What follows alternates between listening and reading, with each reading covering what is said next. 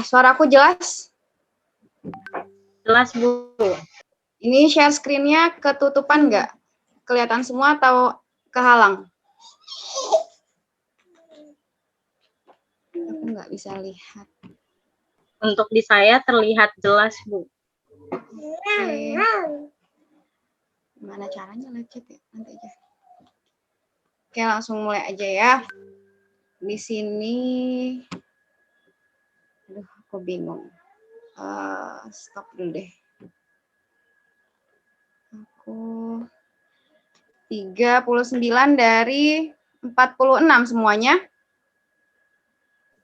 45, Bu. Ini 39 dengan Ibu satu orang. Oke, 39 berarti 38. Masih ada yang belum ya. Aku share screen. Aduh.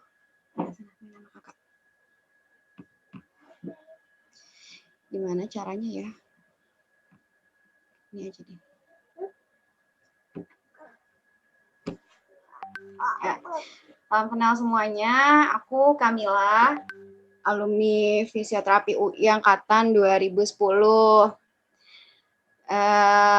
Keseharianku saat ini sih di rumah aja. Sejak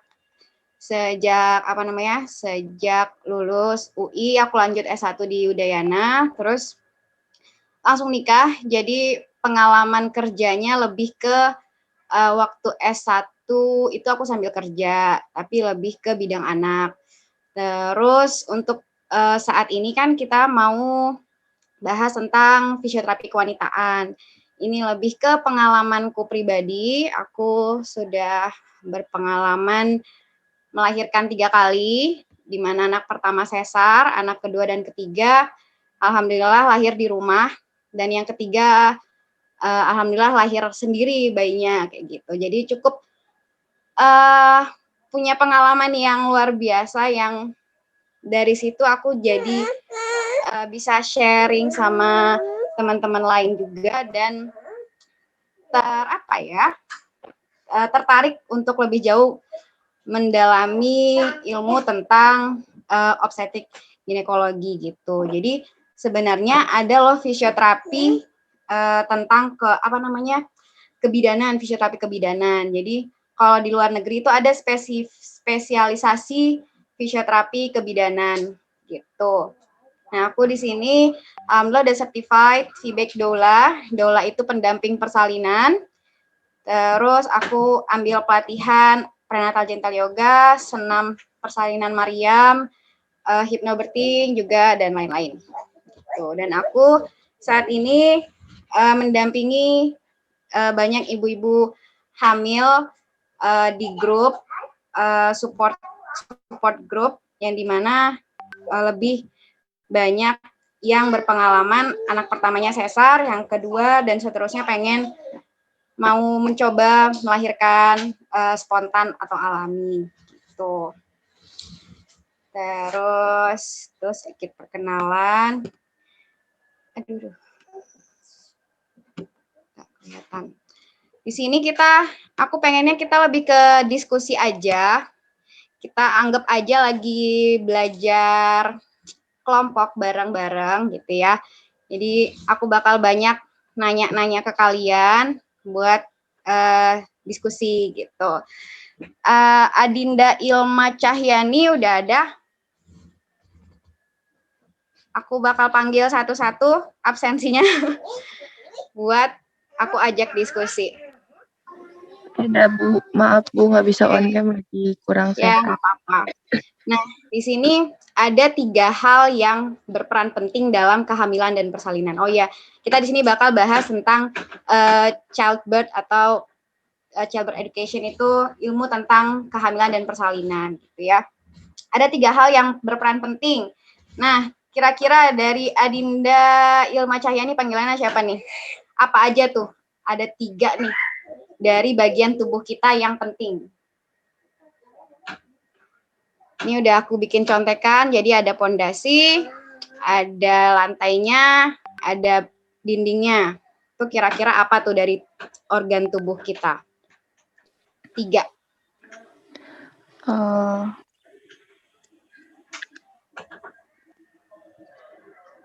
Ayo, apa? Panggul. Pondasi, kira-kira apa pondasi? Yang Pondasi. penting nih. Apa?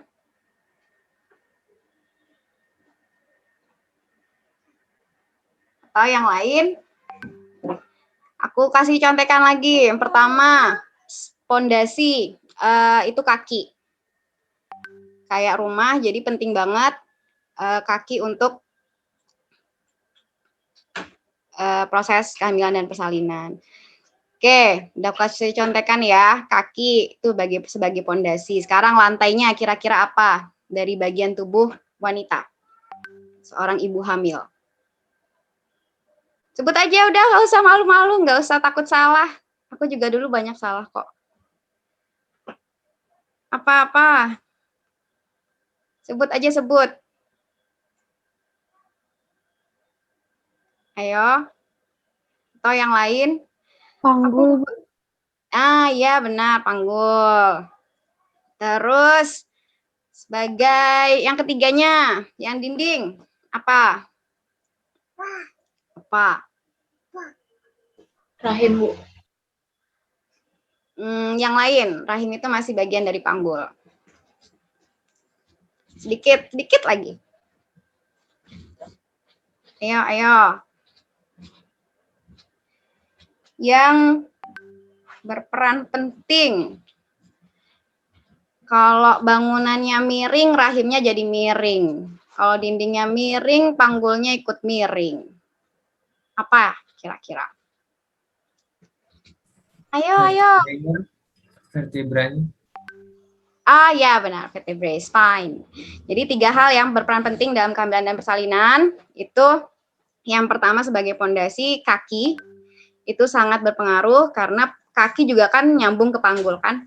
Terus yang kedua panggul itu sendiri, kemudian yang ketiga vertebrae atau spine, tulang belakang gitu. Terus kita masuk ke panggul. Panggul ini nggak semuanya aku bahas anatominya. Ini yang paling sering banyak keluhan di ibu hamil dan yang berperan penting saat persalinan juga. Di sini ada, ini kalau aku kursornya kelihatan nggak sih di layar? Kalau aku gerak-gerakin? Terlihat, Bu. Oke. Di sini pubis, ada sakrum, terus ischial spine atau apa namanya spina ischiadica, sama di sini ada tuberositas ischiadica, nggak salah ya. Terus aku mau nanya ke Al-Abrar Putra Pandita, ada?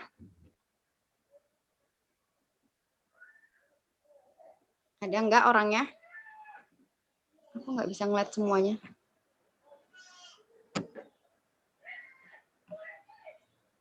Ada nggak? Atau Al-Fuadi Sakanaher? Ada, Kak. Oke, aku tanya, udah belajar anatomi kan semester awal-awal? Udah. Ada 3 tulang di panggul, ada apa aja? Istium, ilium, sama pubis. Oke. Terus aku nanya selanjutnya, Alivia Azahra Putri Satrio, ada? Ada. Sakrum itu bagian dari tulang panggul atau bukan? Bukan. Itu dia bagian tulang belakang. Oke, mantap nih anatominya nih. Oke ya. Nah, di situ benar sakrum bagian dari tulang belakang, tapi dia membentuk panggul tempatnya si bayi saat di rahim gitu ya. Nah, di sini apa ya? Ini itu namanya, nama lainnya tulang duduk. Jadi kalau duduk itu kita yang optimal duduknya di tulang duduk, bukan di sakrum gitu. Nah, terus di sini juga pelvic joint itu dari apa namanya, dari si tulang panggul ketemu sama sakrum jadinya sacroiliac joint gitu. Yang di sini simfisis pubis. Ini sering banget mengalami keluhan pada ibu hamil dan ini juga sangat berpengaruh saat proses persalinan terjadi. Jadi di panggul itu ada 3 bagian. Pintu panggul atas atau inlet. Terus nih atas di sini. Inlet. Di bawah sini midlet atau tengah. Yang bawah di sini itu dia outlet. Jadi bayi masuk panggul itu dia masuk pintu panggul atas, pintu atas panggul atau PAP yang dimana itu terdiri dari pubis di sini, tulang pubis, simfisis pubis, sama sakrum di belakang. Jadi jaraknya kayak gini. Nah, dia yang lebih lebar antara kanan dan kiri. Makanya posisi bayinya melintang lateral gitu. Karena kalau misalnya posisinya lurus, dia nggak muat. Karena bentukan panggul itu kayak gini. Ini pintu atas panggul kayak gini. Jadi dia muatnya di sini. Lateral gitu dia. Terus dia ketemu pintu tengah panggul, itu mid pelvis. Ini biasanya sama ibu hamil atau dokter atau bidan bilangnya udah ngunci bayinya, udah engage kayak gitu. Itu sejajar di spina ischiadica atau ischial spine. Nah, di situ jarak yang tadinya pintu atas panggul kayak gini, ketemu pintu tengah panggul, dia jadi bulat bentukan tulangnya. Nah, di situ bayi dia bakal berputar mengikuti arah jarum jam. Jadi kalau tadi kayak gini, ketemu pintu tengah panggul, dia bakal muter ke sini. Nah, terus masuk nih, kan bulat nih dia masuk, terus ketemu pintu bawah panggul, dia menyesuaikan sama pintu bawah panggul itu, jarak yang lebih lebar itu antara atas sama bawah. Gini jadinya. Kalau pintu atas panggul gini, kalau pintu bawah panggul dia panjang. Gitu. Gini, masuk, terus muter, kayak gini keluar dia. Sep, nanti bahunya ketemu pintu atas panggul, keluar, ketemu pintu bawah panggul, dia miring, terus ketemu bahunya ketemu pintu bawah panggul, lurus lagi, baru dia lahir.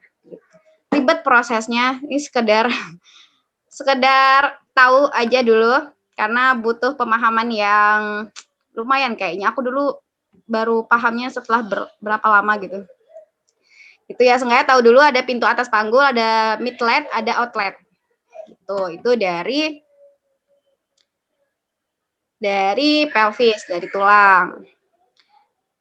Terus lanjut ke pelvic floor. Jadi kan di panggul itu ada otot dasar panggul kan.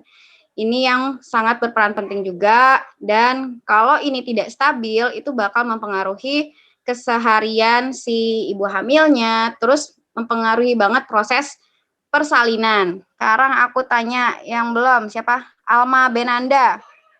Ya. Alma Benanda ada?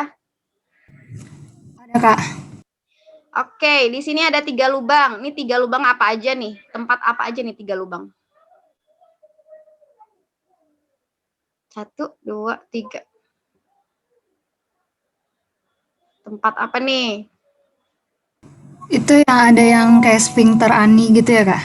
Ya, sphincter ani. Tempat apa nih sphincter ani nih? Tempat lubang apa? Keluar apa? Feses. Yakin?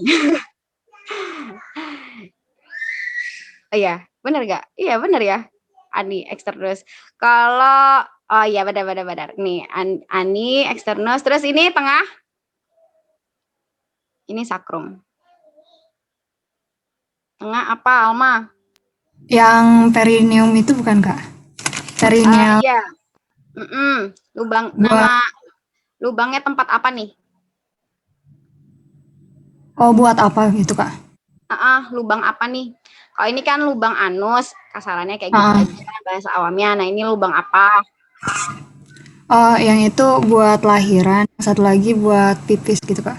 Nah, ya 3 lubang. Jadi si otot dasar panggul ini ada 3 lubang di situ. Ada lubang anus, lubang vagina, lubang pipis kayak gitu ya.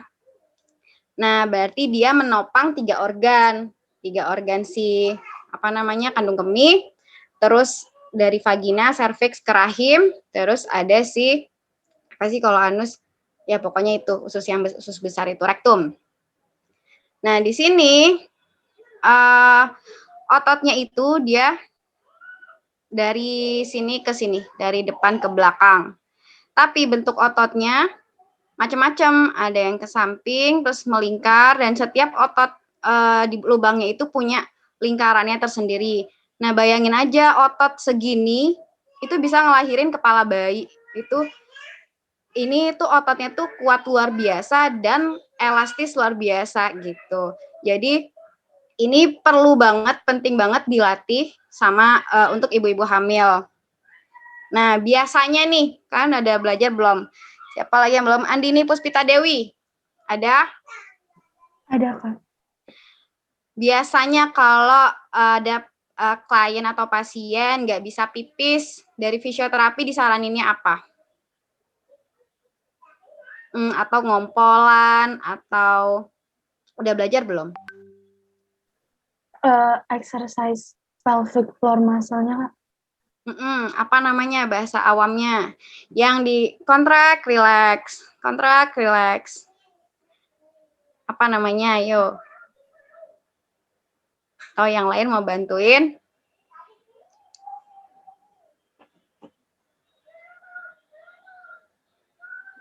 Ada yang ingat namanya? Aku nggak bisa baca chat nih, gimana caranya sih? Ingat nggak, Andini?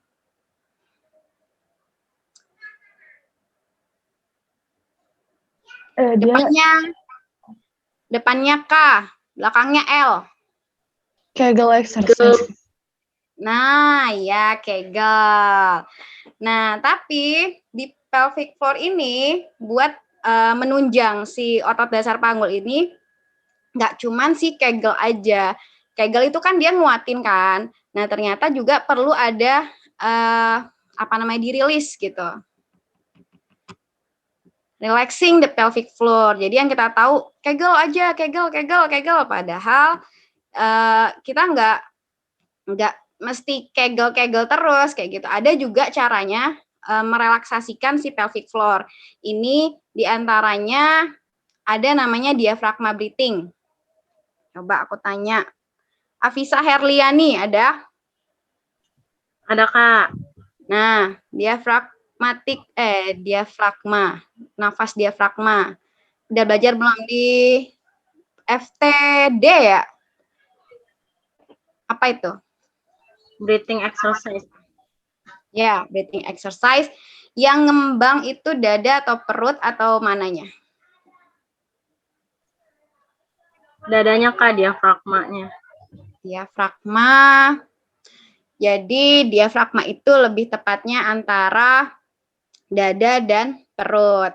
Diafragma itu di tengah-tengahnya. Jadi kalau misalnya chest breathing itu bahunya naik. Kalau diaphragmatic breathing dia antara dua, jadi perutnya ngembang juga, ribs-nya apa sih namanya? Koste apa sih? Ribs tuh? Iganya melebar juga, terus perutnya juga ngelebar, kayak gitu, diaphragmatic breathing.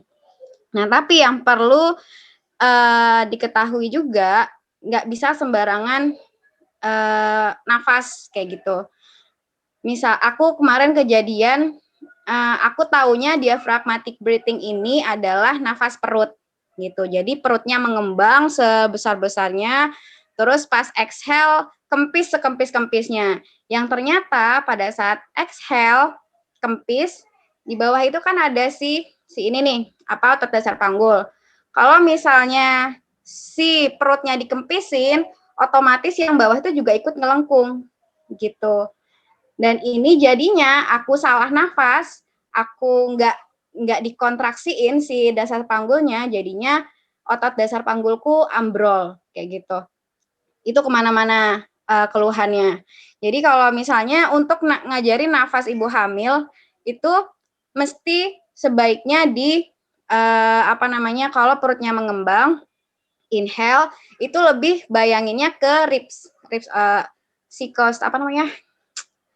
itulah si ini kan, ribs ngembang, perutnya juga ikut membesar, tapi bawahnya enggak Oke.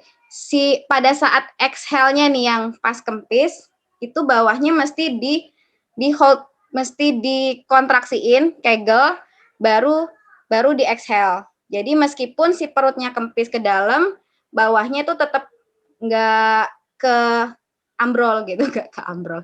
Itulah intinya ya. Diaphragmatic breathing, nanti pelajari coba. Terus ada juga namanya perineum massage atau myofascial release di bagian perineum. Jadi ini vagina, ini nanti dimasas bagian sini dari jam 2 yang mana? 2 ke jam 10. Ini juga dibarengin dengan kegel. Jadi pas ditekan ke bawah, ini kegel. Ini tujuannya buat apa? Buat relaksasi pelvic floor juga utamanya, sama kalau kita bayangin bayi keluar dari lubang sekecil ini, pasti bayanginnya udah kayak robek kemana-mana gitu ya. Nah, karena si otot dasar panggul ini sebenarnya kuat banget dan elastis, jadi kalau dilatih, kalau benar-benar dimaksimalkan si otot ini, dia itu bisa nggak robek sama sekali, dan aku mengalaminya. Jadi pas anak ketiga, bayi lahir, nggak ada lecet, nggak ada robek. Jadi habis lahiran ya udah nggak ada rasa apa-apa gitu. Enak banget kalau misalnya kita paham anatomi, terus maksimalin kinerja ototnya kayak gimana gitu. Oke, terus ini tentang otot dasar panggul. Ini si lantainya ya. Terus ini muscle of the pelvis. Jadi otot-otot yang membantu kinerja panggul, tapi ini enggak semuanya, tapi yang lebih sering ada keluhan atau yang lumayan penting dalam proses persalinan. Coba siapa lagi yang belum tadi ya? Afisa, Bayu Aji Saputro. Iya, Kak. Oke, rectus abdominis. Itu ini ya, six pack ya. Yang orang bilang itu six pack. Dia untuk apa? Gerakan kinesiologinya. Di situ udah ada contekan. Fleksi dan Ya. Posterior pelvic tilt. Ingat nggak posterior pelvic tilt itu kayak gimana? Coba dicontohin, agak mundur.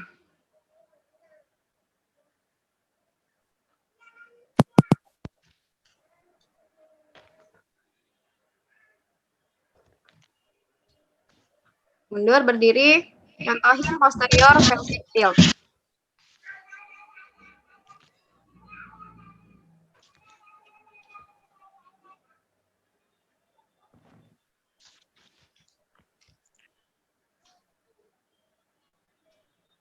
ini Anterior atau posterior yang lain? Coba Leri ulang. Kalau posterior pelvic tilt. Nah, yang lain benar atau enggak? Itu posterior atau anterior? Alma Benanda aku kelihatannya geleng-geleng. Itu anterior. Karena yang dilihat itu atasnya yang maju ke depan. Kan si rectus abdominis ini kan di depan. Jadi dia pasti gerakannya menekuk gitu. Jadi dia narik gitu. Berarti ini kan origo insersionya ada di simfisis pubis. Berarti dia gerakannya mendekat set gitu. Berarti posterior itu ke belakang.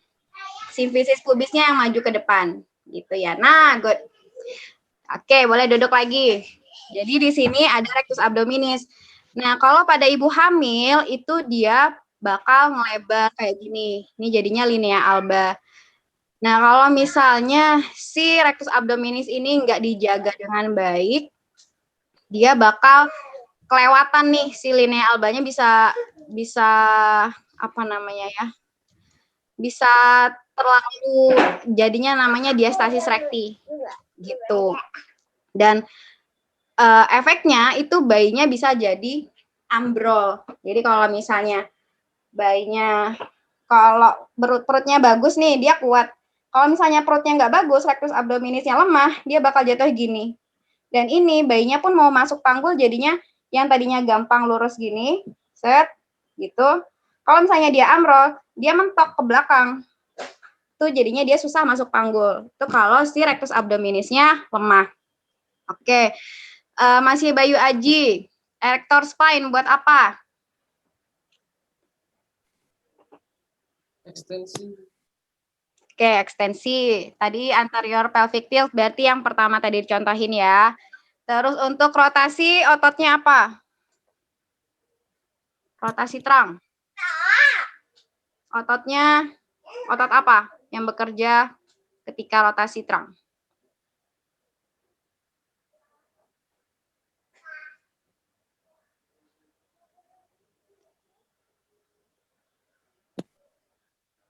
Dengeran nggak? Halo. Waktu rotasi ototnya otot apa? Rotasi, rotasi. terang ototnya apa? Ya, rotasi itu oblik gitu, Kak. Iya, oblik ada berapa bagian? Di depan ada berapa, belakang ada berapa, atau totalnya ada berapa? Ada 2. Ada 4. Di depan 1, 2, belakang 2, 2 Oh, iya. gitu. Terus lateral fleksi? Quadratus lumborum. Quadratus lumborum. Ini 2. Gitu. Nah, ini bagian atas dari otot panggul gitu ya. Kalau ini nggak seimbang, itu efeknya bakal kemana-mana. Dari nyeri keluhan, dari keluhan ibu hamil yang macam-macam, terus juga ngaruh banget ke proses persalinan. Jadi nggak ada istilahnya, udah makin tua hamilnya tuh emang makin sakit-sakit kok, emang makin menderita. Enggak, berarti kalau misalnya ada keluhan, itu tandanya ada yang nggak stabil. Tubuh lagi berkomunikasi nih, lateral flexile quadratus lumborum lo nggak bener nih, kayak gitu. Rectus abdominis lo nih nggak bener nih, nggak kuat nih, lemah, kayak gitu. Jadi nggak ada istilahnya ke ibu hamil ngomong, wajar bu ibu hamil, dinikmatin aja sakit-sakitnya, itu nggak bisa kayak gitu ya. Apalagi fisioterapi. Mesti tahu nih yang mana yang lemah, mana yang mendek, mana yang mesti dikuatin gitu. Oke, lanjut ke bagian lower. Lower. Clara Khairunisa ada? Ada, Kak. Oke. Hip ekstensi dan eksternal rotasi. Gerakan dari gluteus. Coba mundur dicontohin gerakannya. Bentar ya, Kak. Ya.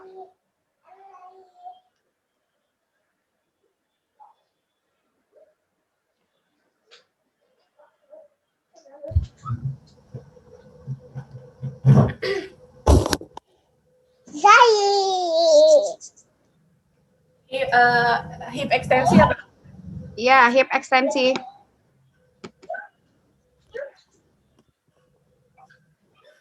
Sip. Eksternal rotasi.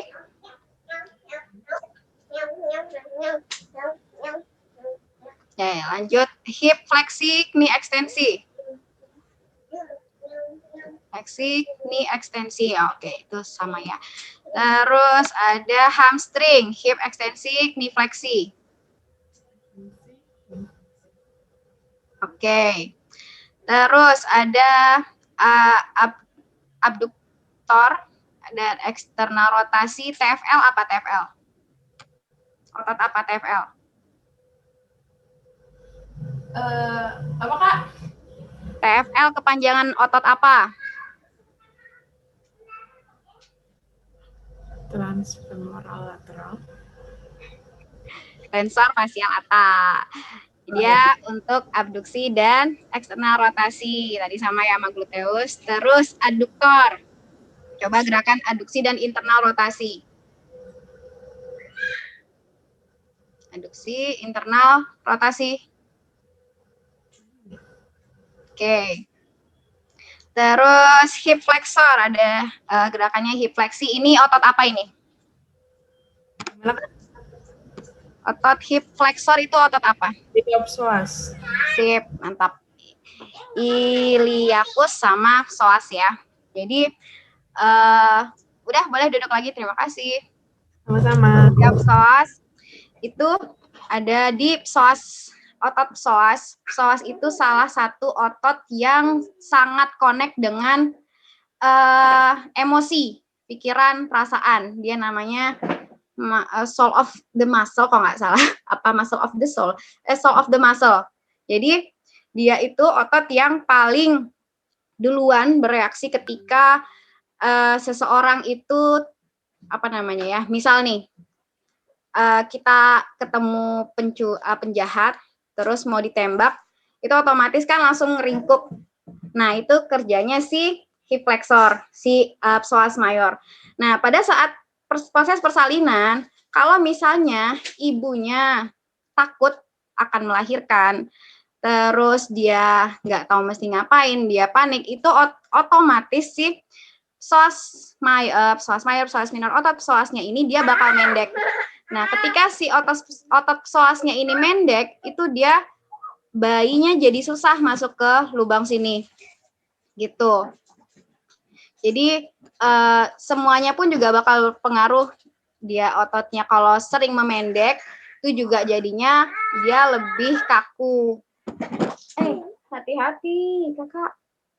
Gitu ya. Terus lanjut. Oke, aku tadi balik sedikit ke pelvis. Mana tadi? Nih, dikit di sini tadi ketinggalan. Jadi, di inlet opening ini, gerakannya, ini panggul, gerakannya inletnya buka, open inletnya gini. Kalau mid pelvis, untuk ngasih ruang bayi untuk bisa lewat, itu salah satunya, jadi dia gerakannya diagonal. Tadinya inlet, kalau inlet gini, kalau untuk ngasih ruang di mid pelvis, itu dia gerakannya gini. Jadi dia ngasih ruangannya diagonal ke janin. Untuk outlet, itu gerakannya gini. Jadi inletnya nutup, bawahnya buka. Sama juga dengan inlet. Inlet tuh ngebuka, bawahnya nutup. Karena bayi itu masuk nggak langsung pure lahir gitu. Jadi dia ketemu inlet, buka, masuk dulu, terus ketemu midlet, dia lewat muter dulu, ketemu outlet, kita buka bawahnya. Jadi butuh prosesnya panjang banget dan luar biasa lah proses melahirkan itu. Gitu. Nah, apa namanya? Untuk cueing apa sih? Misalnya nih kita mau buka inlet panggul karena ini dia berhubungan dengan kaki, hip, gitu. Ya, gampangnya buat ingetnya, sama kayak proses lahiran itu sama banget kayak kita BAB. Jadi kalau misalnya apa namanya BAB di toilet jongkok, itu kalau misalnya BAB-nya keras kan otomatis agak nungging sedikit, itu sebenarnya bentuk respon tubuh kita yang otomatis buka outlet gitu, buka outlet. Jadi kalau misalnya dia nungging, itu outletnya lebih kebuka. Terus kuncinya, aduh aku nggak nyertain di sini. Buka inlet, nantilah aku ini lagi. Inlet itu buka gini, buka inlet gini, itu posisinya jongkok, terus kaki ini ngebuka, ngangkang, itu open inlet, kan gini kan jadinya open inlet. Kalau open outlet itu kebalikannya, jadi kayak anak-anak duduk W, itu dia open outlet. Gitu, itu open outlet. Kalau mid pelvis itu bukanya salah satunya yang nekuk. Nanti aku tambahin lagi, ngetin ya. Gitu. Itu untuk anatomi. Terus aku lanjut ke rahim. Ini gimana sih caranya nih?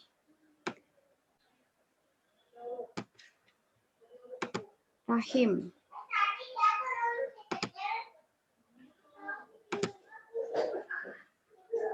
Kelihatan nggak? Ini rahim. Jadi rahim itu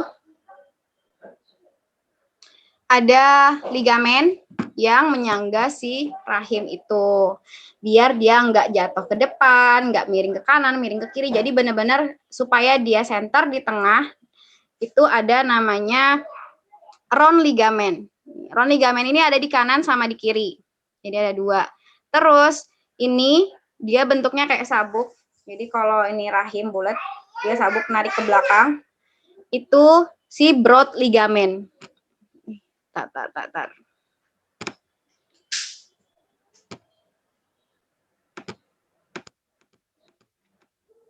Gimana sih? Nih. Round ligamen itu kanan kiri. Broad ligamen ini kayak sabuknya gitu. Dia dari sini ke samping sana. Jadi kayak sabuk itu di bawah, sama uterosakral ligamen. Uterosakral ligamen ini ada 4 dia, 2 kanan 2 kiri. Ini si uterosakral dan broad ligamen ini yang bikin si rahimnya itu enggak terlalu tumpah ke depan. Jadi ini mesti ditarik biar si posisi janin itu bagus gitu, optimal. Kalau round ligamen itu untuk kanan kiri, untuk menjaga supaya rahimnya tetap center di tengah, nggak ke kanan atau nggak ke kiri. Gitu. Karena kalau misalnya si ligamen-ligamen ini nggak stabil atau nggak balance, dia bakal bayi itu dia hanya mengikuti bentuk rahimnya kayak gimana. Kalau misalnya rahimnya miring, ya anaknya juga miring. Jadi kalau misalnya anaknya sungsang, bayinya sungsang, melintang, kepalanya gimana, itu nggak bisa disalahin anaknya, mesti dikoreksi yang mesti dikoreksi ya postur ibunya kayak gitu. Itu tadi 3 ligamen ini yang paling berperan penting. Oke, terus nah ini Kak contohnya balon udara. Balon udara gitu. Jadi ini rahim, ligamen ini benar-benar yang menyangga si ini supaya nggak mencang-menceng. Terus di bawah ini pelvis atau cervix, bawah kelahiran. Nah, si rahim ini ada bagiannya, ada fundus itu di atas, body tubuhnya yang dia terjadi kontraksi itu di badannya. Terus ada lower segment ini biasanya bagian yang tempat buat sesar. Jadi dipotong di sini, di bawah sini nih. Lower, terus cervixnya ini. Nah, cervix itu tuh panjang nih.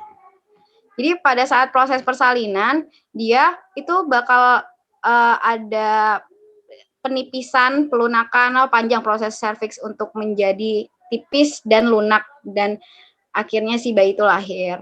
Nah, si round ligamen ini dia nempelnya ke labia, dari rahim ke labia. Jadi kalau misalnya sakit-sakit di kemaluan, ibu hamil itu bisa dicek round ligamennya. Terus ada untuk yang nempel ke sakrum itu si broad ligamen sama uterosakral ligamen. Nih kalau misalnya apa namanya ya, banyak kejadian dan aku mengalami itu namanya hamil gantung atau perut gantung. Itu kelemahannya di sini, uterosakral ligamen dan broad ligamen. Itu akhirnya bayinya tumplek ke depan dan proses masuk panggulnya itu butuh usaha yang lebih dibanding yang lain. Biasanya pada ibu hamil yang udah berkali-kali hamil kayak gitu, terus atau masa postpartum sebelumnya itu pas habis lahiran nih, terus karena nggak terlalu mikirin tubuhnya, mikirin cuma anak segala macam, akhirnya tubuhnya nggak diperhatikan, jadinya perutnya yang tadi rectus abdominisnya itu udah melebar, nggak balik lagi, jadi ambiar udah perutnya kayak gitu. Tuh, terus ada juga di panggul itu sakrotuberus sama sakrospinosus sama tuberus ini. Dia nempel ke sakrum juga. Nah, ini yang sering kejadian di ibu hamil, yang sering sakit tulang ekor, kayak gitu, sakrumnya sakit, itu mesti banget diperhatikan dari posturnya. Biasanya kebanyakan ibu hamil karena perutnya besar, berat, jadi mereka lebih cenderung duduknya leyeh-leyeh kayak gini. Nah, kalau duduknya leyeh-leyeh kayak gini, otomatis si sakrotuberus sama sakrospinosusnya ketekan terus. Kalau ketekan terus ya jadinya sakit. Nah, efeknya apa?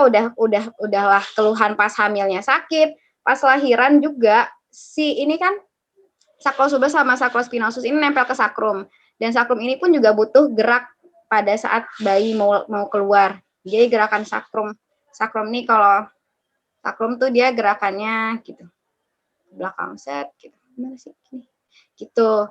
Nah, kalau misalnya dia nggak mobile si sakrum ini, bayinya susah turun. Banyak yang kejadian udah bukaan 10 tapi bayinya nggak turun-turun. Itu biasanya karena si tersangkanya ini, sakrotuberus sakrospinosusnya dia kaku, nggak elastis, nggak mobile kayak gitu. Can bring the sacrum into the pet. Nah, terus juga bayinya jadi susah turun panggul karena si sakrumnya ketarik. Bayinya jadi nggak punya cukup ruang untuk lahir. Gitu. Aku tanya siapa lagi ya? Siapa yang belum? Clara. Cinara Agripina Elektra. Ya, Kak. Coba sebutin tiga ligamen di rahim. Dan tujuannya buat apa? 3 ligamen di rahim, Kak. Ya, yang menjaga rahim. Hayo. Aduh. Cuman 3 doang. Tadi juga baru dijabarin. Yang ngejagain rahim tetap di center, nggak miring kanan ke kiri. Dia ligamen apa? Ada round ligamen, Kak. Oke. Supaya rahimnya nggak jatuh ke depan, nggak ambiar, siapa yang jagain ligamennya? Biar gak jatuh ke depan itu ada si broad ligamen. Iya, satu lagi. Sama satu lagi uterosakral, Kak. Oke. Terus Dea Ulhusna. Ada? Ada, Kak. Coba jelasin lagi tentang si sakrospinosus sama sakrotuberus. Itu Sakrotuberus itu dia yang menghubungin pelvic sama ligamen. Jadi kalau kaku nanti pelvic bayinya sama ligamen piye? pelvic sama sakrum. Ya. Jadi Terus? kalau kaku bayinya susah lahir, jalannya kayak jalurnya tuh sakrumnya ketarik jadi susah lahir. Susah lahirnya kenapa? Karena sakrumnya ketarik. Jadinya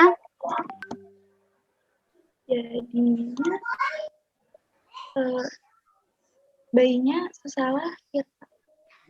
nggak cukup ruang buat bayinya lahir gitu ya. Oke, terima kasih. Sip. Terus siapa nih?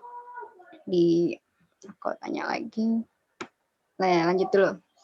Nah, tadi ini yang ligamen-ligamen di rahim, terus dia sangat mempengaruhi dari posisi janin. Jadi posisi janin itu ternyata ada banyak loh. Coba Dian Huriah, ada? Nah, apa yang biasanya taunya posisi janin itu kayak gimana? Ada apa aja?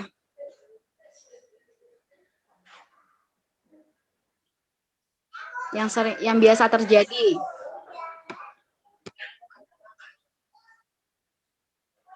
Kepala ngadep ke bawah, emang ke bawah, lahirnya ngadep ke bawah.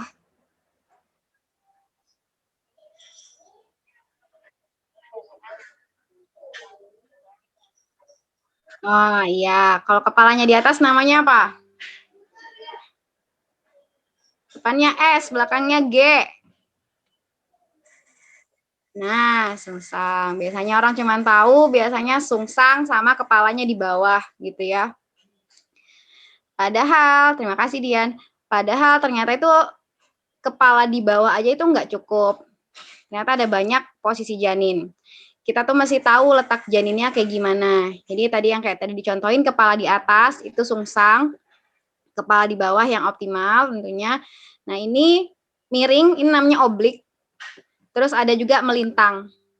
Kalau udah melintang dan dia udah tapi ada sih temanku bukaan lengkap, posisi bayinya melintang, tapi karena dia bawa gerak, padahal udah disiapin ruang operasi, itu akhirnya bayinya muter, lahir kayak gitu. Jadi pada saat proses persalinan itu nggak bisa cuman diem aja, ngejennya dikuatin, nggak bisa, kita tuh harus aktif pada saat proses persalinan. Itu ada letak janin. Nah, terus ada sikap. Sikap ini seberapa nekuk si kepala ke chin to chest, apa namanya, dagu ke dada. Makin dia nekuk kepalanya itu bagian ubun-ubunnya itu makin kecil, jadi lebih gampang lahirnya dibanding sama yang kepalanya tegak atau malah presentasi muka. Itu sakitnya luar biasa kalau lahirnya posisinya muka karena dia butuh lebih lebar lagi vaginanya juga. Terus ada presentasinya apa nih? Kepala kah atau bokong, tadi kayak sungsang segala macam. Terus posisi. Nah, posisi ini biasanya Pak si bidan ngecek dalam itu, misalnya ini vagina, dimasukin set 2 jari gitu. Nanti dirasain ubun-ubun oksiput namanya. Oksiputnya si bayi ini ada di arah jam berapa.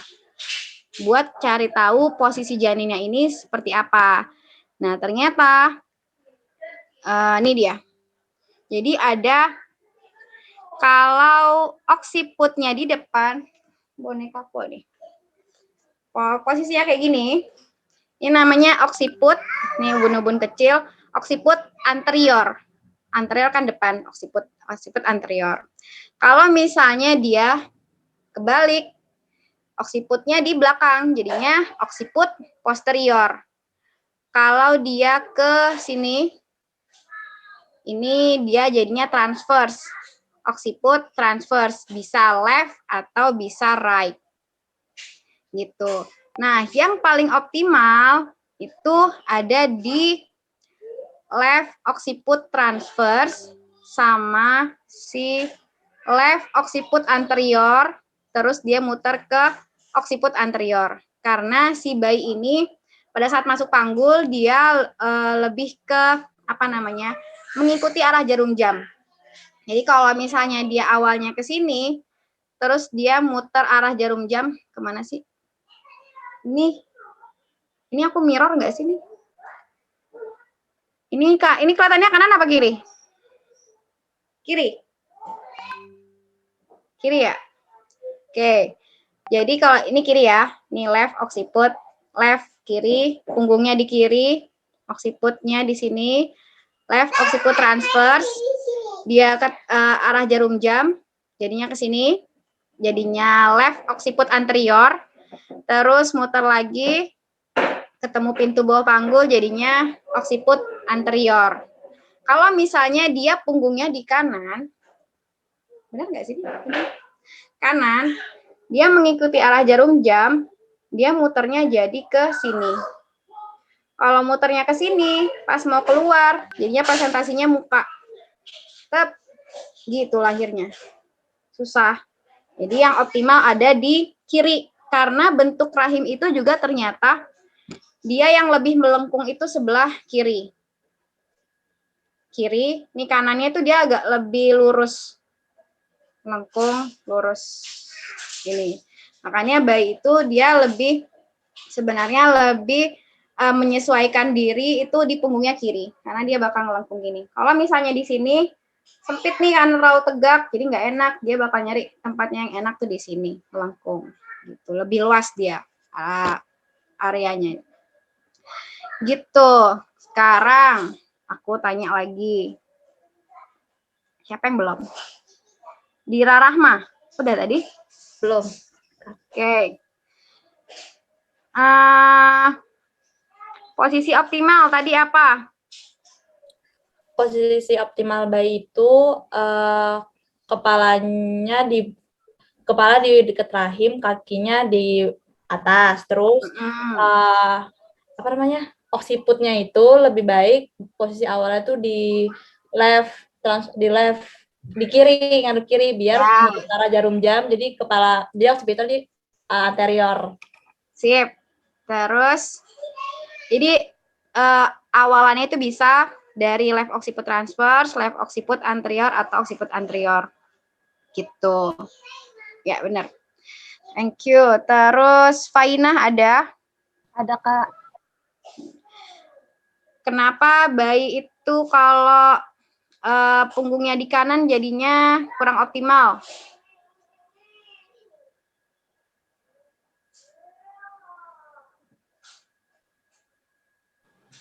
Karena muternya nanti susah keluar, Kak. Mukanya nanti ke depan gitu. Iya, dia jadinya occiput posterior atau terlentang bayinya. Terlentang nih bayinya. Aku dulu pas hamil nggak tahu apa itu terlentang, tengkurap, bayinya kayak gimana. Yang penting kepalanya di bawah aja. Ternyata tuh banyak posisi dan nggak semua bidan itu paham ini. Karena untuk tahu ilmu ini tuh mesti update juga. Jadi kalau misalnya ke bidan, yang penting kepalanya di bawah aja udah. Tapi sebenarnya juga bisa aja kayak gitu. Cuman kalau untuk lebih optimalnya diusahakan di bagian kiri. Karena pun ada juga yang tadinya di kanan, terus karena saking pinternya bayinya juga, dia muter-muter, pasnya ketemu si panggul atas, dia jadinya bener lagi posisinya. Makanya yang penting itu pada saat proses persalinan, itu ibunya nggak cuman diem aja, gitu. Perlu move, perlu bergerak aktif. Oke. Terus siapa lagi yang belum? Faina, Faras Nabil. Faras Nabil ada? Gak ada? Siapa sebelahnya? Vinawati. Vinawati ada? Ada, Kak. Oke. Tadi aku bilang bayi terlentang itu dia posisinya apa? Bayi terlentang Kalau posisinya dibilang terlentang nih posisi bayinya nih. Berarti oksiputnya di mana? di posterior, Kak. Oke. Kasih. Terus Heldo Sabri. Ada, Kak. Heldo Sabri. Aku mau nanya, kira-kira kalau kejadian bayi sungsang, kepalanya di atas, itu si otot rahimnya itu kenapa, ligamennya gimana, tahu nggak kira-kira? Jawab aja sembarang setaunya, Heldo Sabri. Kenapa sih bayi itu bisa sungsang? Ligamenya kayak lunak gitu ya, Bu. Apanya? Ligamennya. Ligamennya melunak. Gini, karena kan si bayi ini dia hanya menempatkan diri sebagaimana wadahnya. Nah, kira-kira kalau sungsang itu yang terjadi di bawah tuh kenapa si kepala bayinya ini nggak turun ke bawah? Padahal bagian terberat bayi itu adalah kepala dan punggung. Jadi mau kayak gimana pun dan terbesar juga di kepala. Mau kayak gimana pun posisinya sebenarnya dia bakal otomatis kepalanya ke bawah. Nah, kok bisa kejadian nih ke ibu-ibu bayinya tuh bisa jadi sungsang. Kenapa sih di bawah ini? Gitu loh. Kenapa dia maunya di atas aja lah, aku nggak mau di bawah kepalanya, kata bayinya. Ya karena rahimnya kurang elastis, Kak. Karena rahimnya itu kurang elastis gitu, itu makanya kayak bayi itu kepala itu bisa jatuh ke bawah gitu. Iya. Jadi si rahim di bawah itu kalau dia sampai ke atas bayinya berarti dia sempit gitu istilahnya. Bayi ini bakal nyari tempat yang lebih luas, lebih nyaman buat dia. Jadi kepalanya di atas, bawahnya karena sempit nih. Jadinya dia pindah ke atas. Kenapa sih bisa sempit? Itu karena tadi ya postur ibunya atau tadi itu yang masalah perutnya ambiar ke depan, kan berarti atasnya lebih luas daripada bawah kan?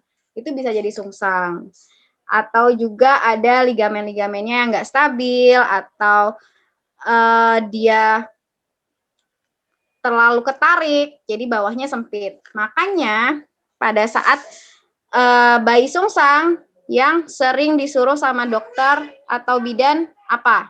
Haldo Sabri, Mas. Tahu nggak?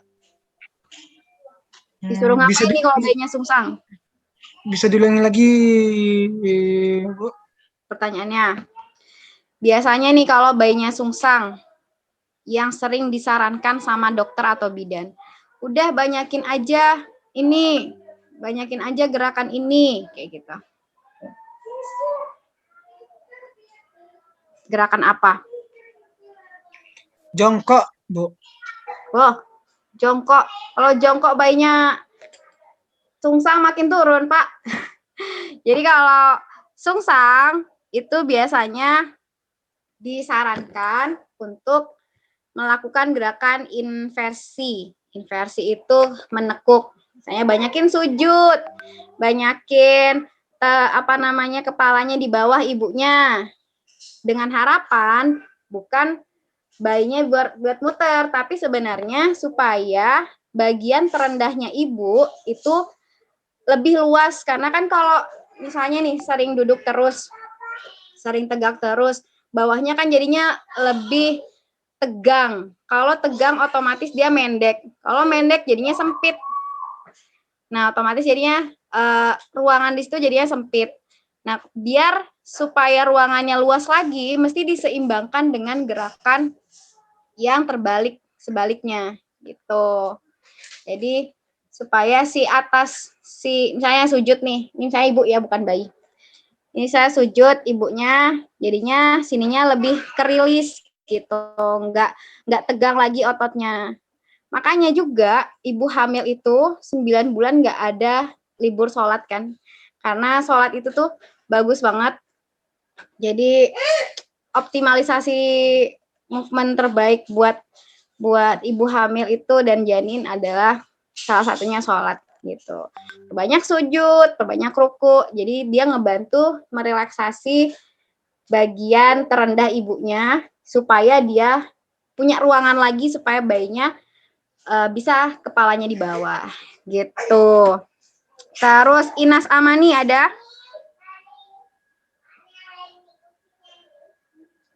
Bu, maaf, Inas Amani izin dia ada presentasi Mapres. Oke. Kasnur Eldia Tiningrum. Ada, Kak. Kira-kira kalau bayinya melintang, apa yang terjadi di rahim? Yang sempit bagian mana, yang luas mana?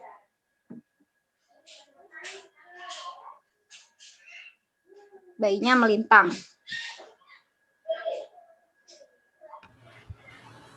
Ulangi, Kak, pertanyaannya.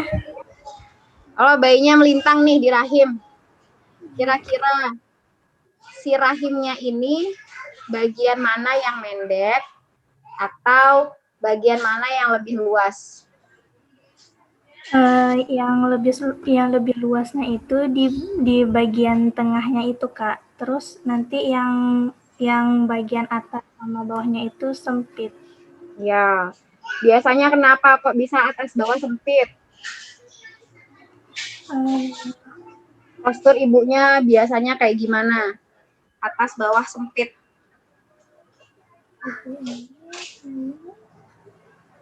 Misalnya ibunya duduk nih, duduknya nggak bener gimana? Bayinya bisa jadi melintang loh Bu kalau duduknya kayak gitu, kayak gimana? Atas bawah, gimana?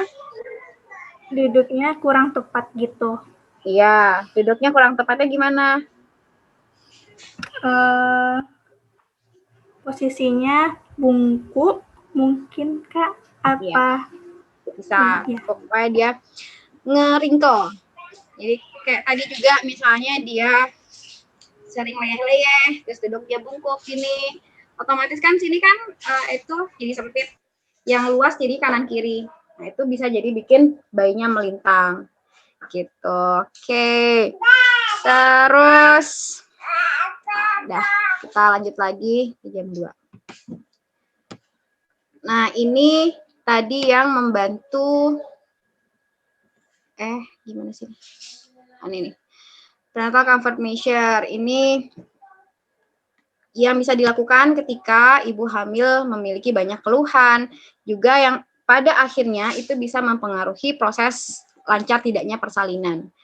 Nah, di sini yang perlu diperhatikan itu formulanya creating space. Creating space itu kita kasih ruang yang lebih kayak gitu. Misalnya tadi kan kayak bayinya melintang, duduknya ngeringkel. Kita creating space berarti tegak.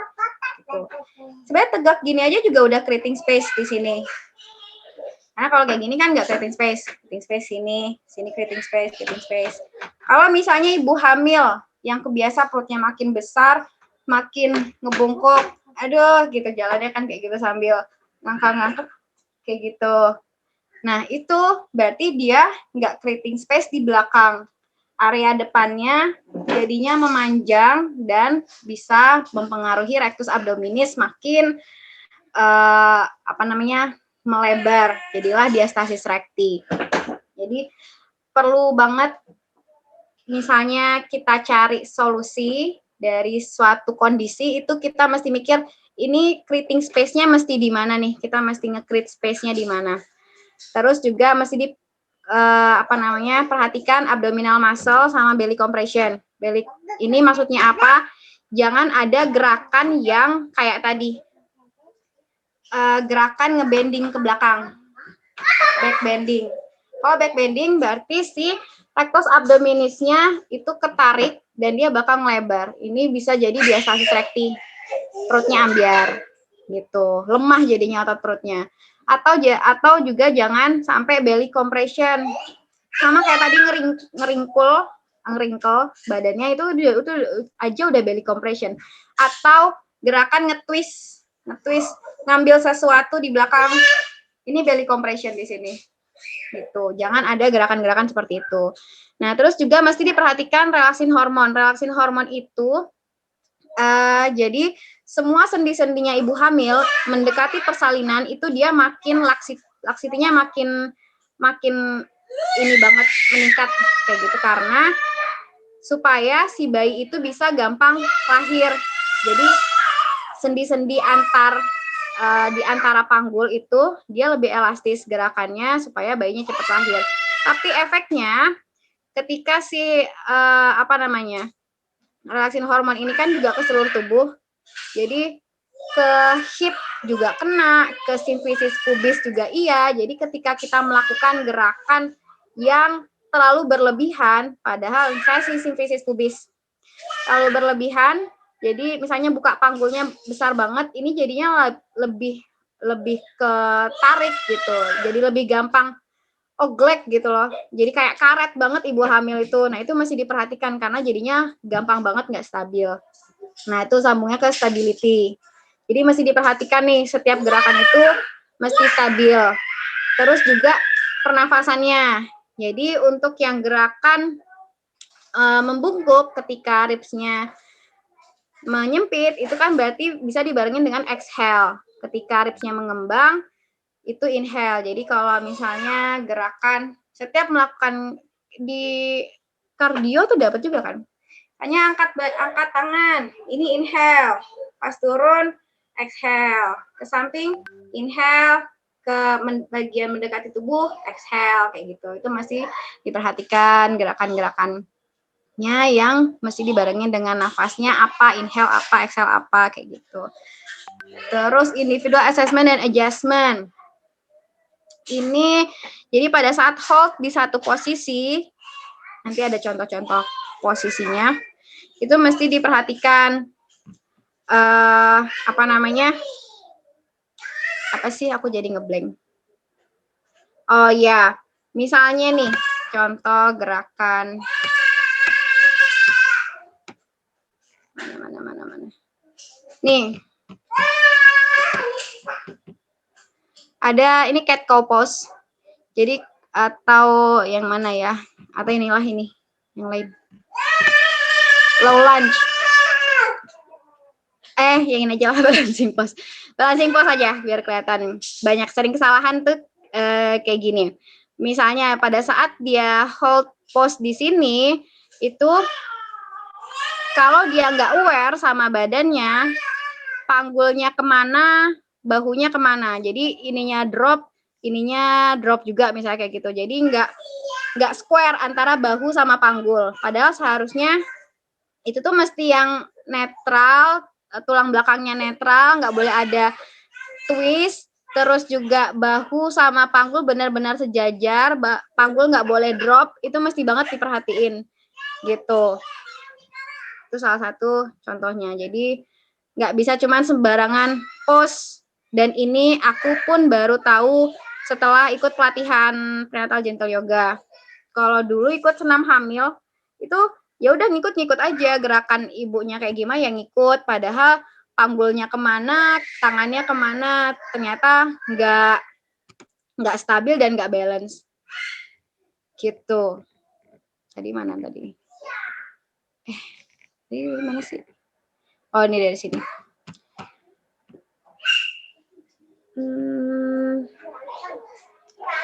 Aku tanya lagi, siapa yang belum ya? Kasnur udah tadi? Udah tadi ya. Leili Cahyarini, Leila, siapa sih? Ya, Leila Cahyarini ada. Ada, Kak. Untuk gerakan yang apa namanya? Misalnya kita inhale kayak gitu. Tarik nafas, Bu. Itu gerakan badannya menjauh atau mendekat atau seperti apa? Gerakannya menjauh. Ya kan? Ya. Kalau exhale berarti Mendekati. kalau misalnya kalau gerakannya muter gimana ya? Kalau muter, Kalau dia apa namanya? Rotasi. Inhale-nya kapan, exhale-nya kapan? inhale-nya pas muter, exhale-nya pas ke depan. Sip. Oke. Terus nah, oke, lanjut lagi ya. Ini tadi yang sedikit aku jelasin apa namanya? Core breath. Jadi nafas yang berbarengan dengan otot dasar panggul. Jadi pada saat inhale itu aku stop video ya.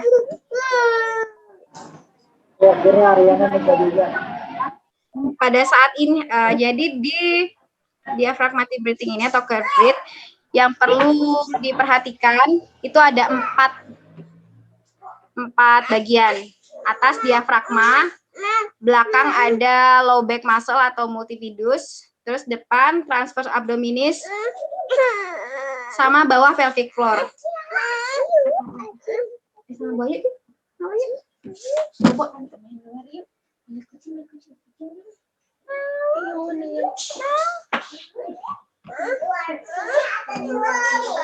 Oke.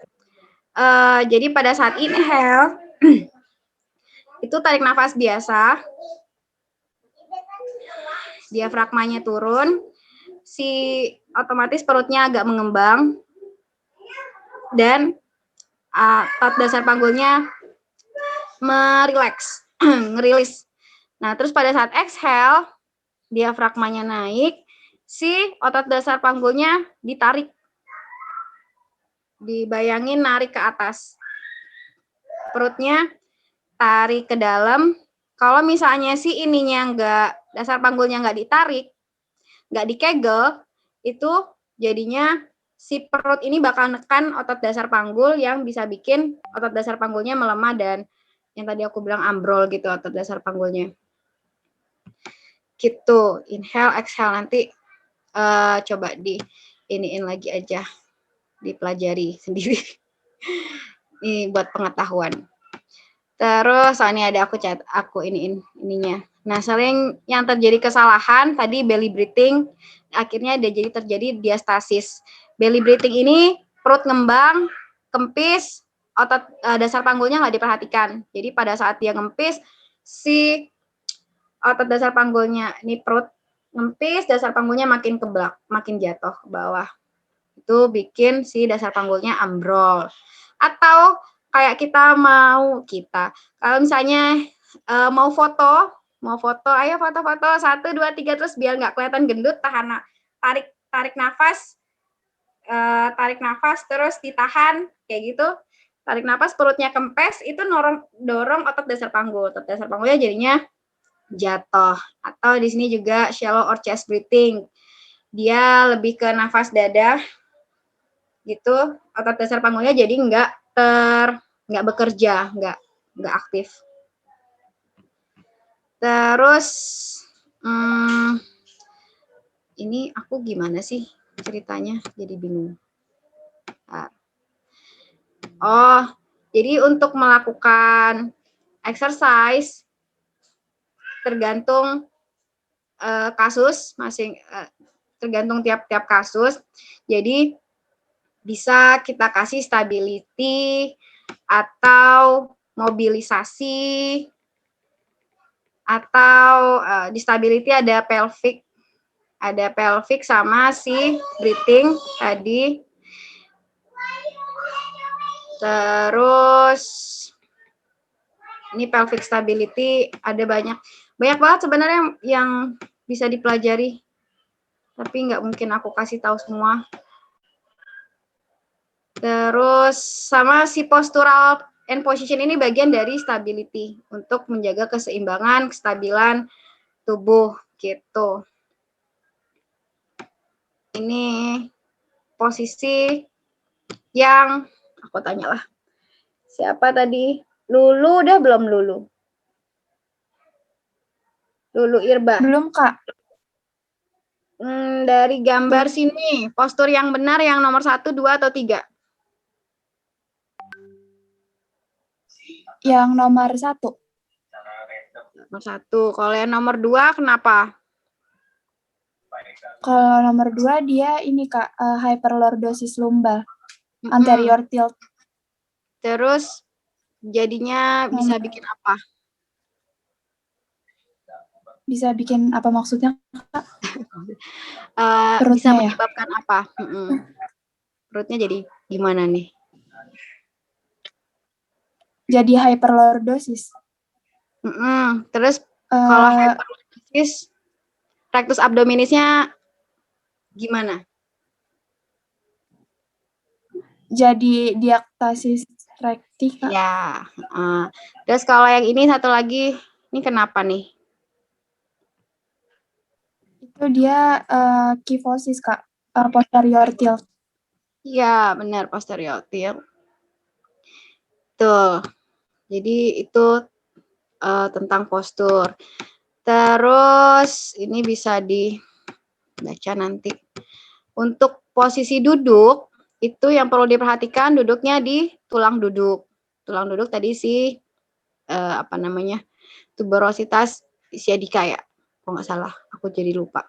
Terus pastikan duduk di tulang duduk, sama posisi lutut itu sebisa mungkin maksimal sejajar. Lebih bagusnya lebih rendah. Jangan yang meringkuk. Karena kalau meringkuk itu otot-ototnya pada pendek, terus jadi nggak creating space kayak gitu. Terus di sini nih duduknya leyeh-leyeh. Duduknya leyeh-leyeh tadi ligamen apa? Ayo. Lutfiah Nur Abia. Iya, Kak. Kalau leyeh-leyeh, kenapa? Ligamen apa nih yang kena nih?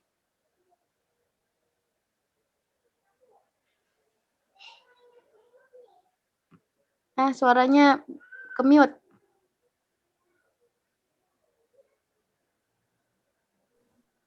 Broad ligamen, Kak. Oh, ligamen, broad ligamen tuh rahim yang ada di panggul. Ini yang kena apa nih? Kalau dia duduk kayak gini, duduknya di mana? Di sakrum atau di tulang duduk? Di sakrum. Nah, ligamen apa tuh? Ligamen Sacrotuberous. sacrotuberous sama sacrospinosus. Dia kena di situ. Ini juga bisa bikin bayinya jadi apa? Kalau punggung bayi yang bagian terberat terus ngikut gravitasi, punggung bayinya jadi turun ke belakang, posisinya jadi terlentang, tadi apa namanya? Melintang, Kak, posisi bayinya. Ya, bisa melintang, bisa juga ke belakang gini. Selamat menonton. Jadinya sama-sama nyender sama ibunya. Jadi apa tuh? Occiput apa? Anterior atau posterior? Occiput anterior. Posterior. Nah, ya occiput posterior. Jadi kalau dari keseharian posturnya nggak benar, itu mempengaruhi banget posisi janin. Terus juga ini posisi tidur. Coba Muhammad Reza Kabani ada?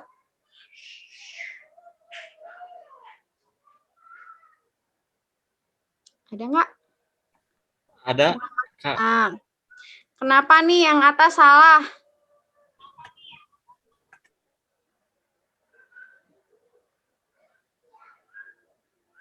Kenapa yang atas salah, yang bawah benar? Karena posisinya, Kak. Ya, posisinya kenapa? Kalau kayak gini hipnya jadi apa sih? Adduksi atau abduksi? Aduksi, Kak. Nah, adduksi. Kalau dia adduksi, di belakang itu ada apa yang ketarik? Jadi melemah atau jadi memendek? Memendek apa sih? Menyempit? Apa sih? Jadi kayak memendek gitu, Kak. Jadi menyempit. Iya. Kalau kayak gini, dia belakangnya itu kan kalau adduksi dan dia agak fleksi, otomatis si bokongnya itu kan jadinya ketarik gitu kan. Nah, dia gitu. Terus di bokong itu kan ada ada piriformis, ada sciatica nerve. Nah, itu yang bisa bikin juga ischialgia gitu. Jadi sering banget kejadian di ibu hamil sciatica pain. Itu karena si gluteusnya mengencang atau namanya apa ya? Apa sih istilahnya? Pokoknya dia sempit gitu, ketekan si sciatica nerve-nya gitu. Terus ini posisi duduk, usahain lutut lebih rendah daripada panggul. Ini dia ngasih ruang create space di area panggulnya jadinya. Terus ini kain gini tuh bagus buat yang perutnya udah kadung diastasis recti. Jadi ngebantu supaya nggak jatuh ke depan bayinya. Dipakein kain, jadinya ketarik lagi ke center gitu. Apa lagi? Nah, terus tadi udah stability kan, stability ada diaphragmatic breathing atau core breathing. Terus memperhatikan postur sama apa tadi aku lupa. Postur sama pelvic stability. Pelvic stability ini ada banyak exercise-nya. Nanti kalau mau cari tahu bisa di googling aja. Biasanya terutama mesti ngejaga si sifisis pubisnya tetap stabil sama sacroiliac joint. Ini mesti stabil banget. Kalau enggak itu sakitnya kemana-mana. Mau jalan aja tuh nangis-nangis rasanya. Kalau sih itunya enggak stabil. Nah, terus ada mobility. Mobility ini kayak tadi misalnya si sciatica nerve-nya ketekan, berarti apa yang mesti di-stretch, apa yang mesti dikuatin, kayak gitu.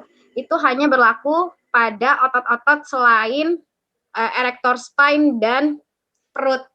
Karena kalau misalnya si erektor perut misalnya memendek, nggak mungkin kan kita panjangin jadinya kayang gitu, nggak boleh. Atau si erektor spine-nya memanjang, melemah, jadinya kan gimana sih aku? Pokoknya yang mesti dihindarin untuk nge-stretch itu bagian perut dan tulang belakang, spine. Mana sih kaman fetal? Enggak di sini nih, aku lupa baca di mana. Itu untuk mobility. Ini kayak apa yang mesti di stretch, apa yang mesti dikuatkan. Itu kayak misalnya di bagian hip, pelvic kayak gitu. Pokoknya selain dari trunk sama abdominal. Terus strength training, penguatan. Nanti bisa dilihat aja. Ini tadi rib thrust, ini contoh dari ini tadi. Mana sih? Kelewat. Ini. Ini anterior pelvic tilt. Ini kan posterior pelvic tilt. Kalau misalnya ketemu ibu hamil yang kayak gini posturnya, kita apain kayak gitu. Itu ada contoh-contohnya ini. Jadi yang dikuatin apanya, kan nggak boleh nih si punggung sama si perut di misalnya ngelakuin kayak apa namanya, bending itu apa sih namanya, sit up itu nggak boleh, karena itu bakal memperparah diastasis rekti. Jadi gerakannya mesti isometrik, dia nggak memanjang, nggak memendek, jadi gerakannya isometrik yang kayak gimana, contohnya bear crawl, bird dogs, itu bisa nanti dilihat. Nah, kapan exercise atau terapi nggak boleh dilakukan? Ketika ada injury, sakit yang akut, terus ada pendarahan, flek, dengan atau tidak ada kram atau enggak di rahim, terus masih ada mual muntah. Mas, kalau ada keluhan ya istirahat dulu, gampangnya kayak gitu aja. Keluhan yang itu ya, keluhan yang bukan ranahnya fisioterapi. Terus juga ini ada pilihan kardio. Ada running, walking. Nah, aku tanya lagi. Siapa yang belum? Mufida Zahra. Ada?